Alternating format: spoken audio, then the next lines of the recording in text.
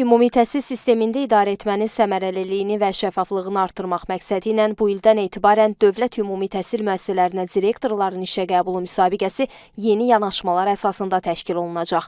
Yeni qaydalar əsasında proses məktəb idarəçiliyində pedaqoji liderlik modelinin formalaşdırılmasına xidmət edir və idarəetmə bacarığı yüksək olan peşəkar müəllimlərin seçilməsini hədəfləyir.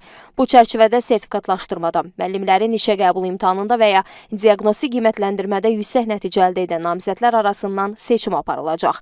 Namizədlərin idarəetmə, liderlik və strateji düşünmə qabiliyyətləri isə müsahibə mərhələsində qiymətləndiriləcək.